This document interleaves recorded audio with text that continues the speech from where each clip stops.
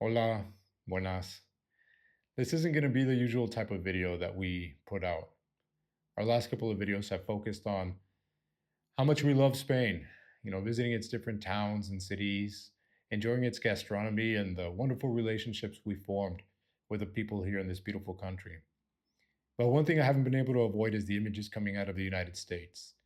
With the recent implementation of mass deportations and the rounding up of immigrants and the calling up of the National Guard and the Marines to combat the protests that have happened.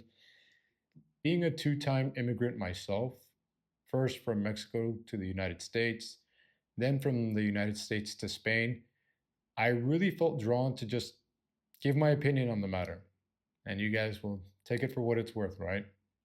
So let's get right into it. ¿Listos? Vámonos.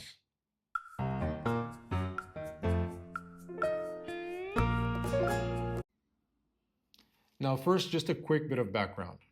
I was only a baby when my parents immigrated from Mexico to the United States. I was the last of their children to be born in Mexico. My three younger siblings were all born in the United States. And so myself, my two older siblings, and my parents eventually became naturalized United States citizens. And from a very young age, I saw the experience of an immigrant trying to make his way, or an immigrant family trying to make their way in the United States. My dad was the only one working. My mom was a homemaker, so she took care of, when we moved, it was just the older three children. And my dad worked multiple jobs. He'd often leave at sunrise and go work multiple jobs. He was a mechanic, he was a landscaper, he'd cut yards. He would go to the local golf course and collect golf balls. When the golfers would hit him into the lake, he would jump into the lake, collect all the balls from underwater, and then resell them to the golfers at a lesser fee than what the golf club would sell them for. And so he was looking for any way to make ends meet so he could advance the family, economically.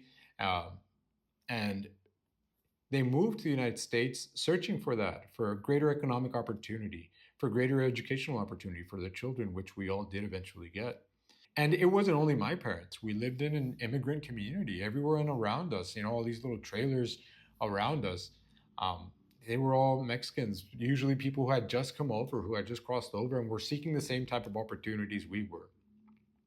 And as we got older, we moved into apartment complexes. My dad got better paying jobs. He increased his skill set. And eventually we got to the point where my dad and mom were able to purchase a property. And they purchased a property very close to the Rio Grande River, the actual physical barrier between the United States and Mexico. Our house, our property was, I'd say, a half a mile from the river, if that. If we want to put it in metrics, it's probably less than a kilometer away. And so it was very common at this point. I think I was about 12, 13 years old. It was pretty common for us to see people who had just crossed the river cutting across our property, making their way up north. We'd engage with them. My parents would engage with them. Hey, ¿dónde van? ¿Cómo les fue? ¿Cruzaron bien? ¿Necesitan algo? And they'd always be like, oh, nos llenas los garrafones de agua. So we'd fill up their water gallons, fill them up with water. My mom would make sandwiches and she'd have us help her. Hey, let's make some sandwiches. And we'd fill up a plastic bread loaf bag with pre-made sandwiches that we made for them. And they would walk away with them. And they were always very gracious and thankful for any sort of help, because God knows what they went through just to be able to get to our property, right, when they crossed the river. But they knew that they still had a long trek forward on foot, crossing semi-arid desert, montes and everything. And so I got to experience that at a very young age.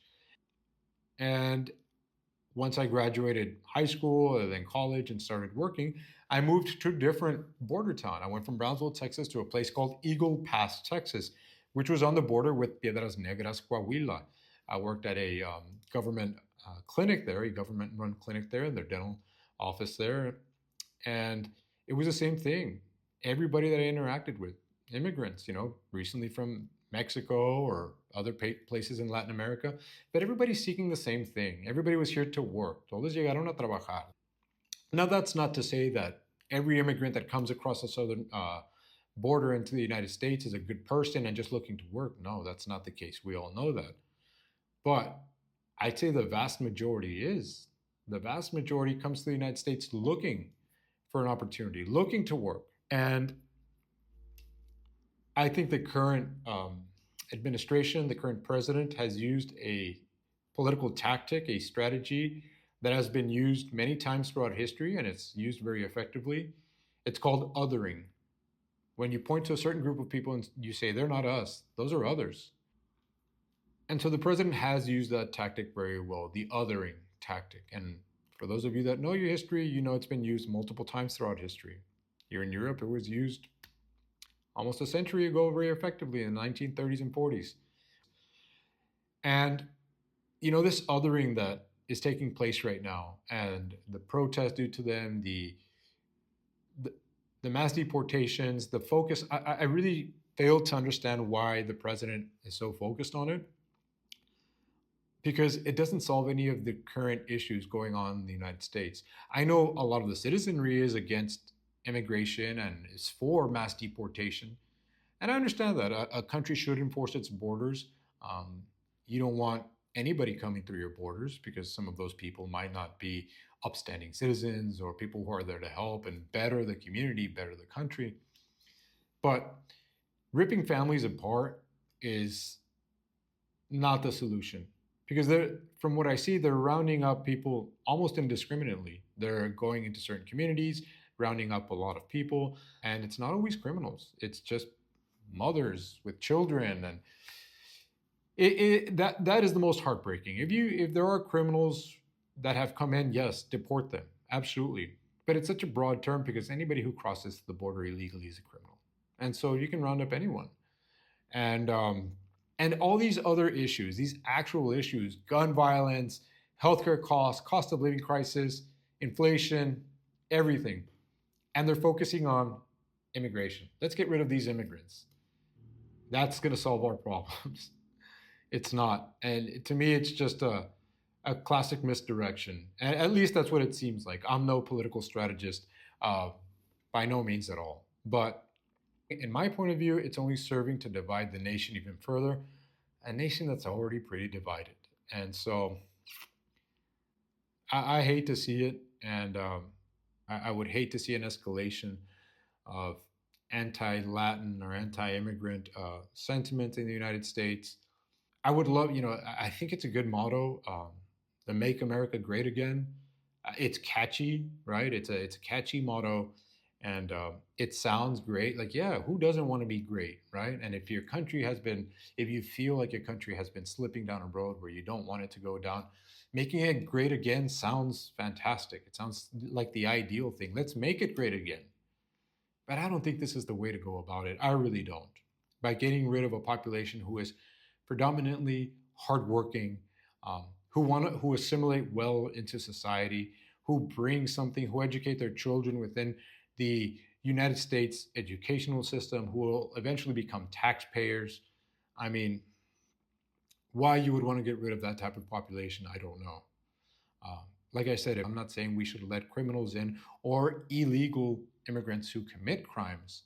Uh, I don't think they should be kept in a country either because it truly is a privilege to be in any country. I feel privileged to be here in Spain. I truly think it's a privilege for me to be here because who am I? Who am I? They don't need to have me here, you know? But I treat it as a privilege. And I know that most people who go to the United States, or I would venture to say from my experiences when I was younger and I would see immigrants crossing the river and looking for opportunity, they saw it as a privilege to be here. They were happy to be here. And it's a shame that, this administration is using them, I feel, using them as scapegoats to misdirect the public and avoid the actual issues that need to be addressed. It's not immigrants who are poisoning the food supply in the United States. It's not immigrants who are buying up all the properties, all the homes, and then raising the cost of living. Immigrants aren't doing those things. They're not causing financial market instability. They're not the cause of rising healthcare costs. But hey, it's not that easy to take on these big multinational corporations, right? It's easier to take on those people, those other people who don't look like us. Maybe they speak a little differently. And Why don't we just go after them? And so it almost brings me to tears how happy it makes me to be here. It really does, because despite us not looking like your typical Spaniard, right? We're of darker skin. My wife, a little bit darker than me, and my wife doesn't speak the perfect Spanish, but man, people here are just no, cariño, no te preocupes. People are just. It's so different because of the sense of community here. I don't know. I want to see America do better. I'd love to see the United States be better. I really do. Despite who's in office, just because I'm pointing out what I think are the flaws in the current administration's implementation of their policies doesn't mean I don't want them to be better. I do. I don't care who's in office. I really don't. I really don't. As long as America becomes a better country, as long as the United States becomes a better country, and better in the sense of a more safe country, a more cohesive country, a country that's more united. I mean, for God's sakes, the United States of America, and as divided as as it currently is. But that's where we are, and I think that's all I'm going to say on the topic. I don't even know if I'm going to put this video out. I may not. I feel like I just needed to record myself saying something, and for those of you who did watch it, if I did put it out, thank you guys for watching. I'm telling you, I don't want to make videos like this. It doesn't make me feel good. It really doesn't. Um, if anything, it's a little bit cathartic, right? It helps me get my sentiment out. Um, but hopefully things get better. I really do hope so. And thank you guys for watching. I just wanted to give my perspective as a two-time immigrant. So, hasta luego.